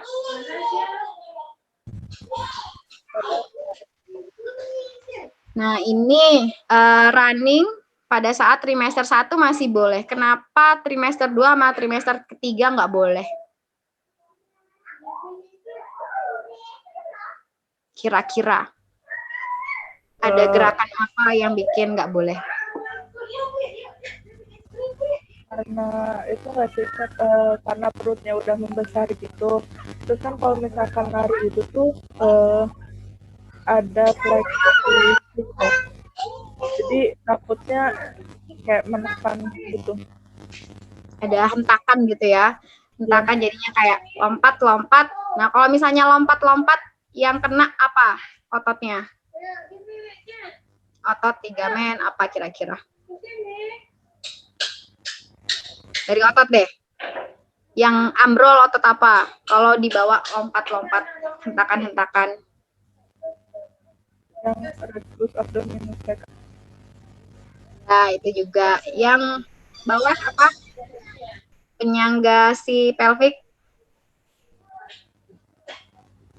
Kalau misalnya kan lompat tuh ada jumping, terus jadinya tek gitu, pasti kan itu otot apa? Yang pelvic floor, Kak. Ya, itu pelvic floor. Jadi untuk gerakan kardio, ini kardio mesti banget juga buat ibu hamil karena butuh kebugaran pada saat hari H. Karena proses persalinan itu bisa berhari-hari bahkan berminggu-minggu. Ada yang kejadian seperti itu. Kalau misalnya dia nggak bugar, dia nggak kuat, ngos-ngosan, capek, akhirnya nyerah, atau bayinya juga stres, jadinya kurang oksigen, segala macam. Jadi penting juga kardio. Ini bisa dicari artinya rower itu seperti apa. Gitu. Swimming paling bagus. Enak banget kalau lagi hamil tuh berenang, nggak berasa hamil karena perutnya ketarik kan ke atas, keangkat gitu. Jadi kayak nggak ada beban. Nah, terus untuk di trimester 1, karena keluhannya masih ada mual muntah biasanya, terus lemes karena ada perubahan hormon yang apa namanya, drastis kayak gitu, itu lebih ke relaksasi sama latihan nafas kayak gitu. Kayak tadi Kegel sama si core breathing itu bisa banget dari trimester awal. Itu penting banget dilatih sejak awal sedini mungkin. Terus untuk trimester 2 itu fokusnya di kekuatan kaki, ditambahin kekuatan kaki, keseimbangan panggul, dan tulang belakang. Gitu. Tadi yang tiga hal terpenting itu. Karena nanti makin besar kehamilan, itu bebannya makin berat, perutnya makin besar. Kalau misalnya kakinya nggak kuat, atau panggulnya nggak balance, itu bakal kemana-mana keluhannya, dan posisi janinnya pun juga nggak optimal. Gitu.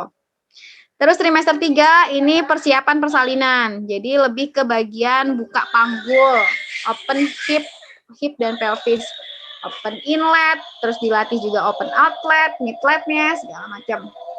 Nah, untuk konsep kalau misalnya ketemu masalah, ketemu satu kondisi, itu tadi mesti dipikirin di mana mesti creating space-nya, gerakan apa yang buat balancing, release muscle, movement, and gravity. Contoh, misalnya aku udah trimester 3, harapanku bayiku udah masuk panggul, kayak gitu.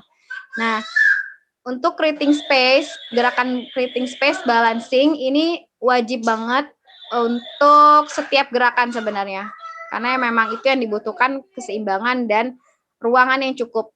Kalau misalnya nih, kebanyakan dari orang-orang yang masih minim ilmunya kayak gitu, supaya cepat lahiran udah banyakin aja jongkok, ngepel jongkok aja segala macam, udah banyakin jongkok berdiri, nggak bisa langsung kayak gitu.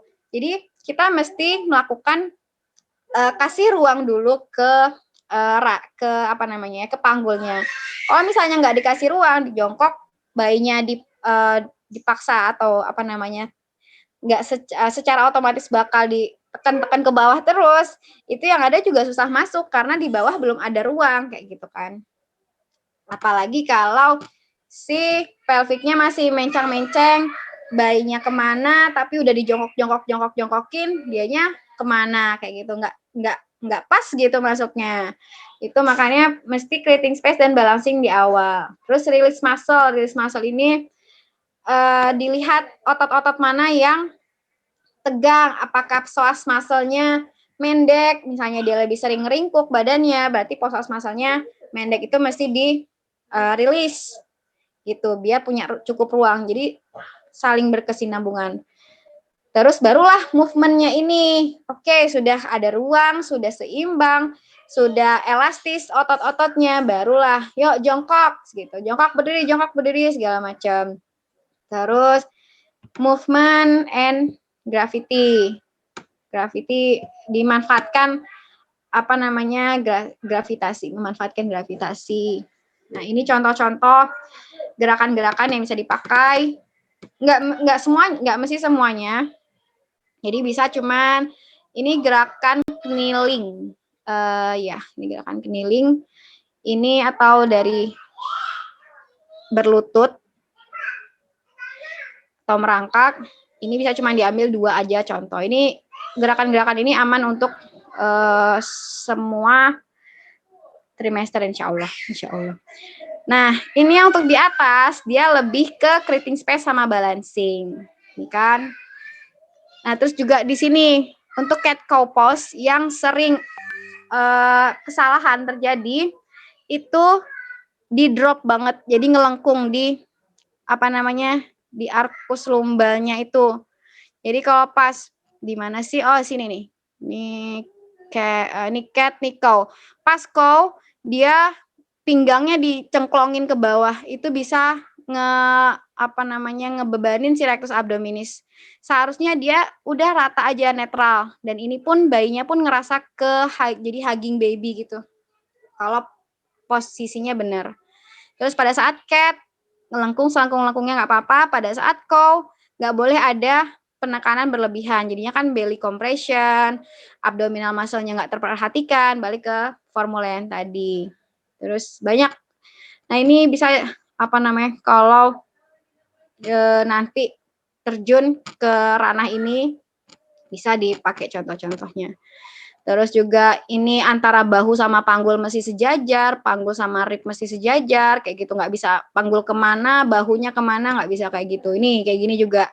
Ini bahunya sejajar dia. Maksudnya nggak yang miring, yang ini ke sana nggak, jadi square gitu. Ini juga, jadi mesti diperhatikan. Nah, untuk misalnya lagi contoh bayi sungsang.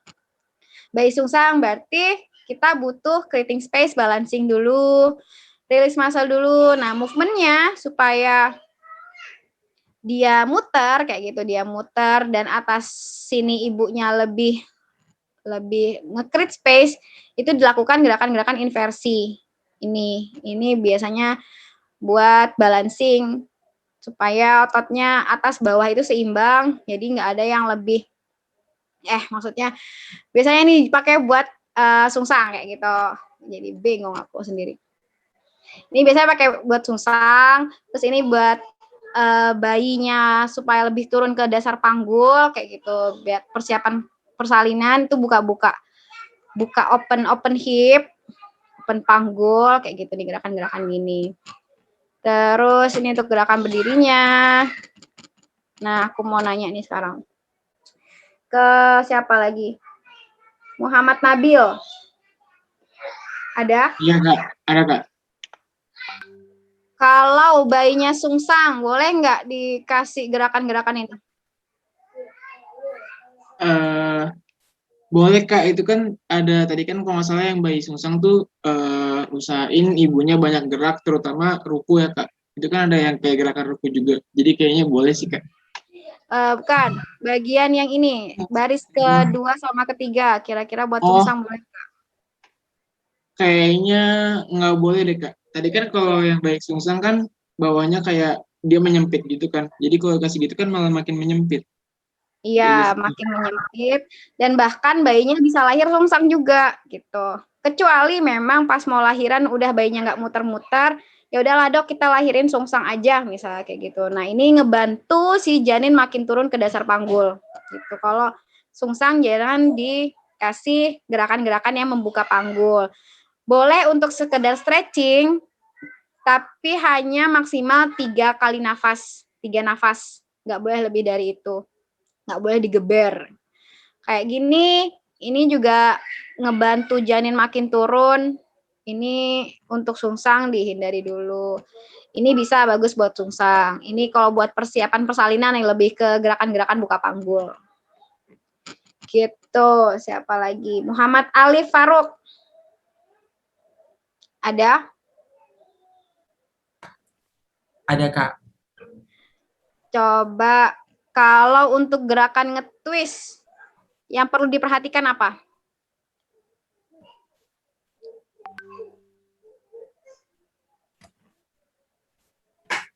Gerakan nge-twist, Kak.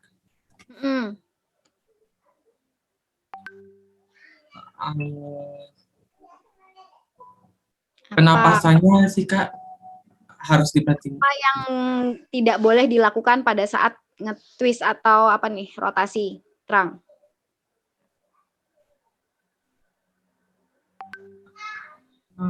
Rotasi Trang yang dimana itu? Boleh nggak kalau dia kita muter sampai ke belakang gitu? Nggak boleh, Kak. Ntar bisa nyebabin belly compression nggak sih, Kak?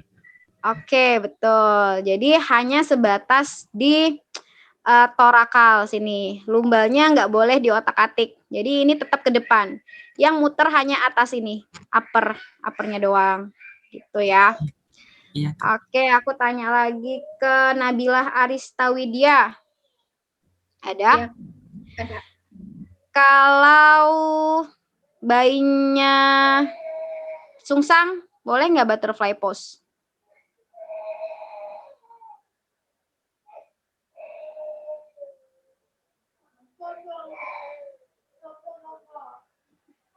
Boleh nggak kira-kira?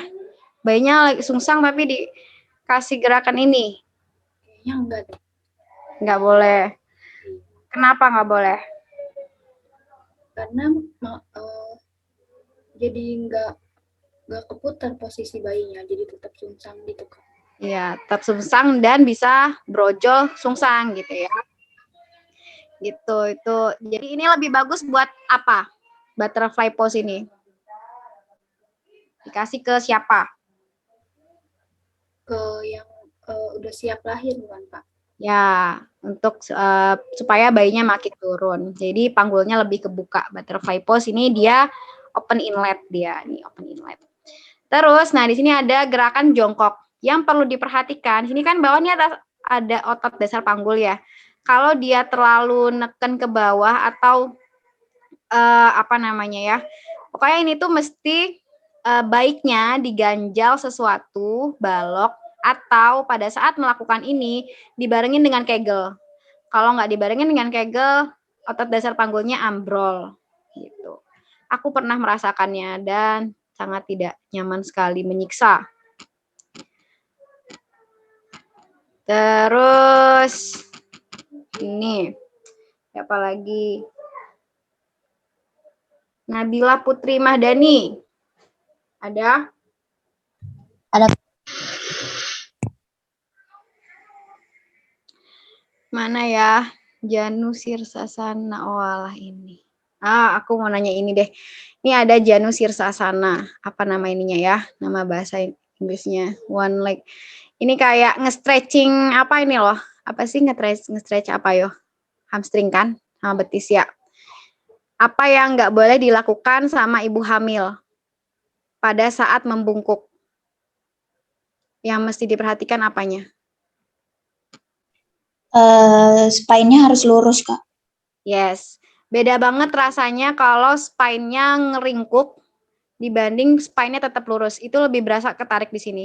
Dan kalau misalnya spine yang ngeringkuk, itu dia nggak nge-create space di perutnya. Jadinya bisa abdominal compression gitu ya. Jadi kalau melakukan sesuatu tuh mesti benar-benar spine-nya tegakin dulu, panjangin, lurus, baru tekuk. Gitu. Nggak bisa sembarangan langsung ringkul, ambil sesuatu atau nge-stretch sesuatu cuman ngeringkuk-ringkuk gitu aja. Lagi siapa yang belum? Nabila Nur Awaliyah. Ada? Ya, Kak.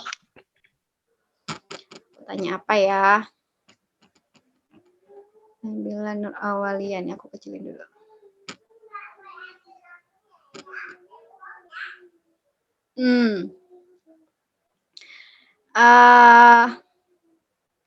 Bridge pose, bridging. Ini bagus buat bayi yang posisinya apa?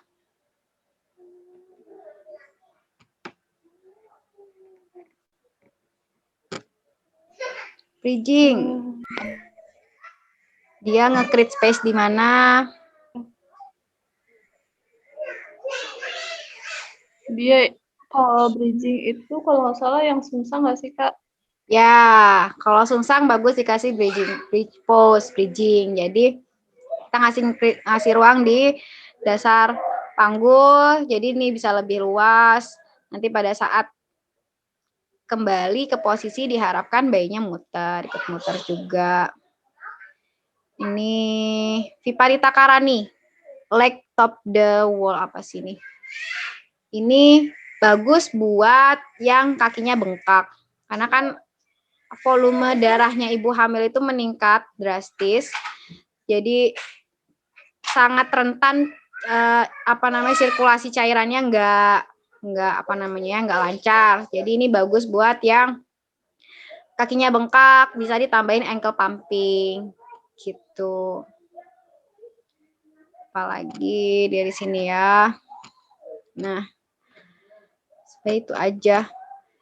Lanjut ke bedah kasus. Tadi aku sudah sedikit aku jelasin kayak contoh tadi sungsang, create space dulu, balancing dulu, release muscle, baru kita inversi kayak gitu ya. Atau tadi ke apa misalnya pengen bayinya cepat masuk panggul, cepat turun, kita create space dulu, balancing dulu, release muscle, baru buka panggul biar bayinya punya ruang masuk ke dasar panggul. Nah, ini ada juga yang sering terjadi mual muntah heartburn. Itu kira-kira kejadiannya kenapa bisa terjadi? Kok bisa gampang heartburn selain memang faktor dari hormon? Aku mau tanya siapa? Nadia Nurul Aulia. Iya, Bu. Ada?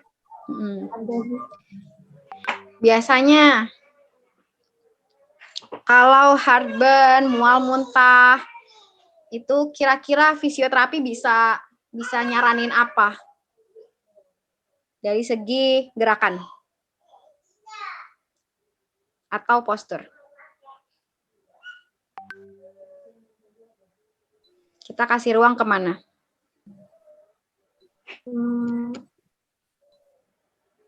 Latihan dong. Kalau mual muntah, Ibu? Ya, mual muntah, heartburn itu dia biasanya kayak asam lambungnya udah naik sampai ke ulu hati nyerinya.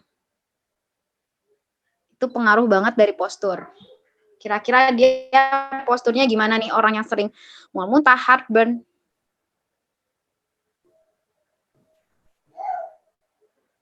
Oh, posturnya itu ke arah ini nggak sih, Bu? Ke bawah. Ya, ngeringkuk dia. Iya. Ngeringkuk ya. Aku juga ngalamin ini. Jadi aku dulu banyak gagalnya, makanya banyak belajar. Jadi aku gampang mual muntah, heartburn. Setelah aku perbaikin postur, lebih tegak, itu lebih ada ruang di perut. Jadi si asam lambungnya nggak gampang naik. Gitu. Terus sesak nafas. Si Nuha Aliyah ada.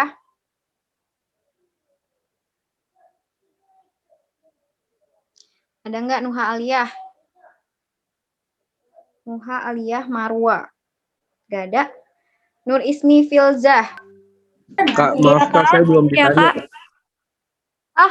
Iya, belum tanya. Masih banyak kayaknya yang belum tanya. Nah, Nur Kak. Halo. Oke. Nur Ismi.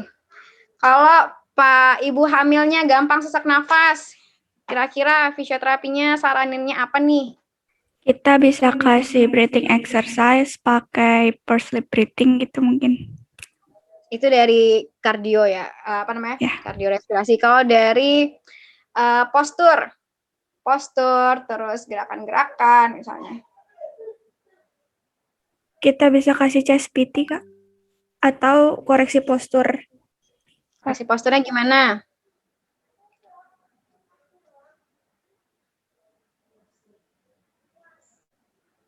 Kalau wall slide. Apa? Wall slide. Bisa. Jadi gini, sesak nafas, pokoknya semua keluhan itu paling sering tersangkanya adalah postur. Postur badannya udah nggak benar dan nggak ada ketidakseimbangan, ada ketidakstabilan. Jadi mesti diperiksa posturnya, dilihat dia bagian pendeknya di mana, bagian yang lemahnya di mana, kayak gitu. Kalau sesak nafas, biasanya dia cenderungnya ngeringkuk, gini. Gitu. Jadi ya diingetin, dilatih buat open chest. Nah, terus yang paling sering kejadian di orang yang sesak nafas itu, mereka punya banyak pikiran, jadi otot bahunya mendek, nafasnya cenderung nafas dada, makanya lebih gampang sesak nafas, kayak gitu. Nah, ini mesti dirilis, diingetin, paling aku pun dulu juga gampang sesak nafas, paling sering gampang ingetnya jauhin bahu dari telinga, bawa ke belakang. Jadi skapula di belakang ditemuin, retro ya, retro skapula, terus diturunin, jauhin dari telinga. Putar bahu ke belakang, deketin antar skapulanya, open chest, turunin, relax, jauhin telinga dari bahu. Karena kan mereka cenderungnya gini, sering banyak pikiran segala macam gitu. Buka open chest, panjangin tulang belakang. Gitu. Apa lagi? Saya belum ditanya, Kak. Oh iya, boleh. Nah, ini ada kejadian yang banyak juga ambeien atau wasir pada ibu hamil. Itu kenapa tuh kira-kira? Kalau misalnya ambeien sama wasir itu maksudnya kenapa sering terjadi sama ibu hamil? Gara-gara kan topangannya lebih berat ya, topangan Betul. Kan terlalu banyak duduk, Kak. Bisa. Terus yang lemah di mana? Lemahnya di bagian sphincter ani, Kak. Sphincter ani itu bagian dari apa? Bagian dari pelvic floor muscle. Ya, pelvic floor muscle. Bisa tadi diajarin yang tadi breathing, terus biasanya sama si ini juga. Dia orang yang ambeien ini, aku pun juga ambeien, kayaknya aku merangkap semuanya. Itu dia perutnya diastasis rekti. Jadi tekanan tekanan dari bayinya berat, terus perutnya nggak kuat, jadi dia makin neken, otot dasar panggulnya ambrol, ya semuanya kemana-mana. Bisa ke varises vagina juga, aku juga itu varises vagina, hemoroid atau ambeien juga. Tuh, jadi si otot dasar panggul ini mesti banget diperhatikan banget gitunya. Kestabilannya, keseimbangannya, kekuatannya gitu ya. Terus, apa lagi? Siapa?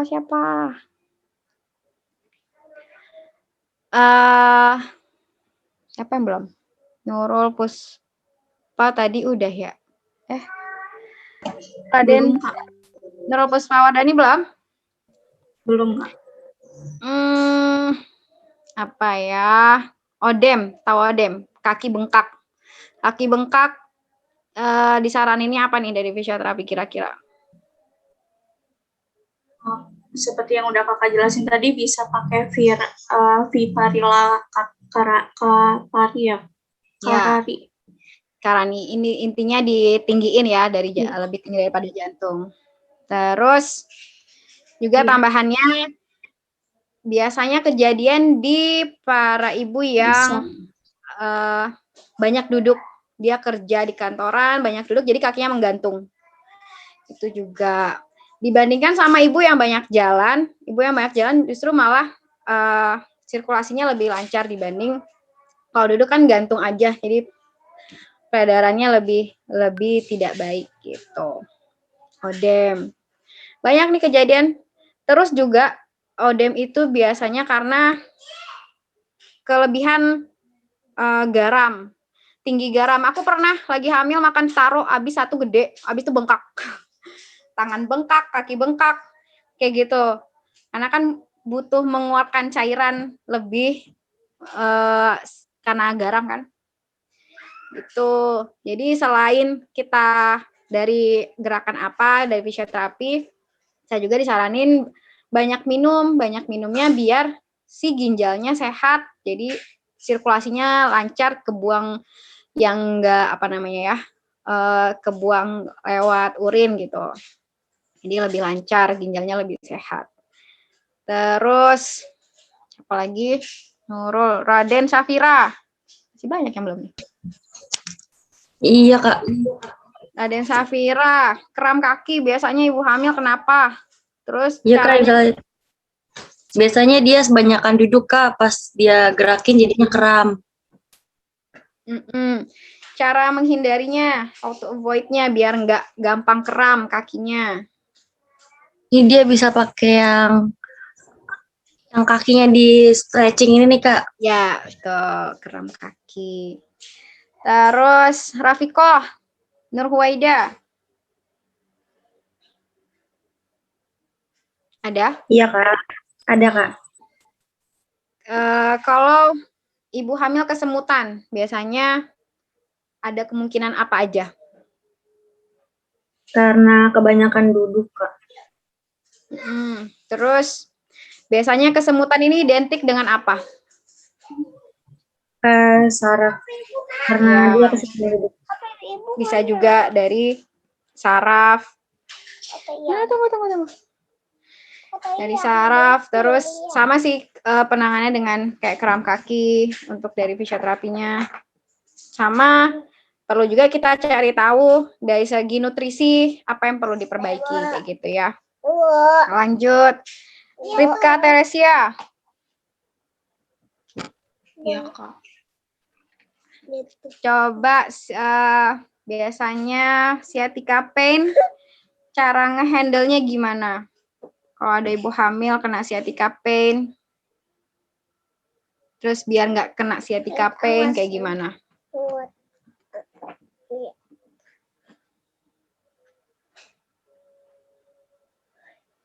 Sciatica pain tau kan ischialgia? Posisi tidurnya, Kak. Ya, bisa dari postur diperhatikan. Terus diperhatikan juga panggulnya. Biasanya sciatica pain ini dia cenderung apa ya? Bisa ngeringkuk, bisa terlalu anterior pelvic tilting juga. Jadi ketarik. Terus how to avoid-nya ya tentunya dari posturnya diperbaiki. Handle-nya ada ini salah satunya, ntar aku cari. Si eye of the needle pose apa namanya ya gerakannya. Ini buat sciatica nih. Ini eye of the needle pose ini bisa dipakai buat sciatica pain. Jadi ke stretch dianya. Bagian gluteusnya. Ini bisa biasa buat sciatica pain atau piriformis juga bisa. Terus Ruth Goldamir. Aku nanya apa lagi udah banyak banget. Ada? Gak ada? Sabila Nur Hikmah. Gak ada? Sabrina Eka Fitriani. Iya, Kak. Kalau ibu hamilnya gampang ngompol atau inkontinensia urin, dia nggak bisa tahan pipis, berarti mesti apa yang dikuatin? Pelvic floor muscle-nya, Kak. Ya, tuh. Terus itu handle-nya, avoid-nya berarti cara menghindari supaya nggak gampang ngompol gimana? Pakai exercise, Kak.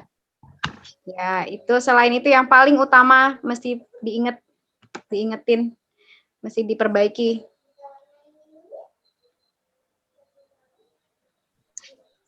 Mungkin pola makannya, Kak. Fisioterapi. Tersangka paling sering yang bisa disalahkan apanya?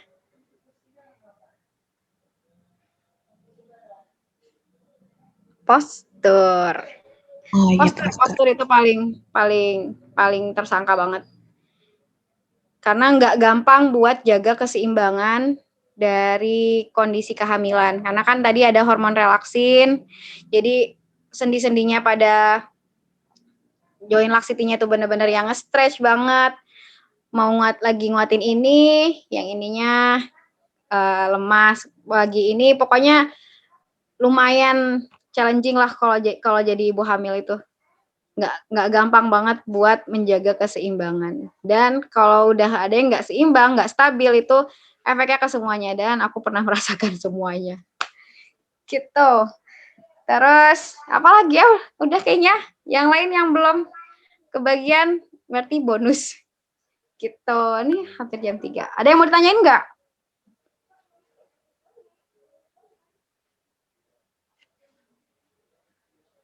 Ada yang mau ditanya?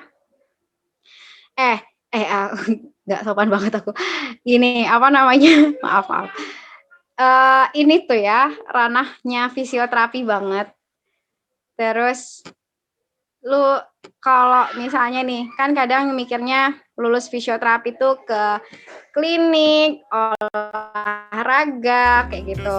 Dan ternyata fisioterapi megang ranah apa namanya kehamilan ini tuh lumayan banget kayak gitu. Karena kalau ibu hamil itu demi melahirkan lancar itu bisa mengeluarkan uang berapapun kayak gitu. Aku pernah buka kelas sehari satu orang aku buka 400 hampir 500.000 satu sesi kayak gitu. Kadang jadi ini lumayan ranahnya buat dapat pemasukan juga selain kita mengedukasi, kita ngasih sesuatu yang bermanfaat itu secara penghasilan pun juga dapat banget di ranah kehamilan dan persalinan ini. Bahkan ada yang sekali aku pernah ikut kelas itu cuman 2 jam 500.000 tentang kehamilan. Dan orang tuh demi anaknya kayak gitu, demi kelahiran yang lancar, terus tidak trauma, itu bisa mengeluarkan bahkan bisa jutaan. Tapi memang ininya kalau di ranah ini dari belajar fisioterapi aja itu nggak cukup, perlu nambah pelatihan kayak gitu. Dan lumayan juga biaya untuk pelatihannya. Tapi cepet kok balik modalnya.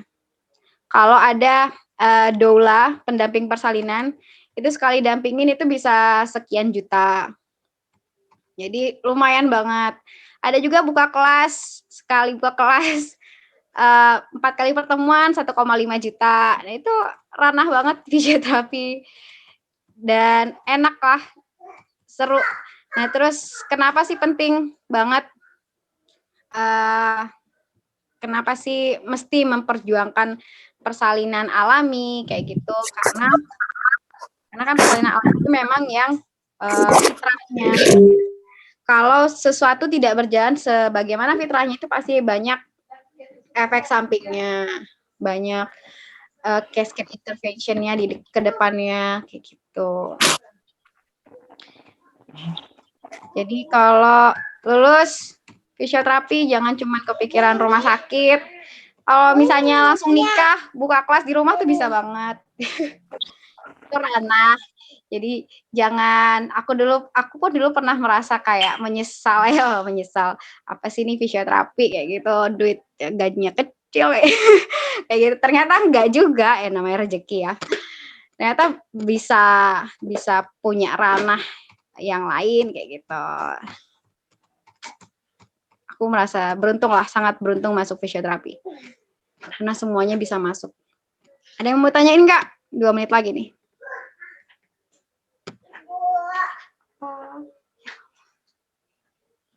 Sudah?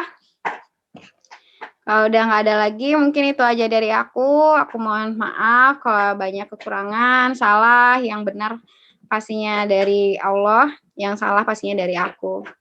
Aku minta maaf atas segala salah dan khilaf, mohon dimaafkan. Semoga sedikit ilmu ini ada yang bisa bermanfaat, bisa menyemangati teman-teman juga untuk tetap bersyukur ada di fisioterapi, gitu ya.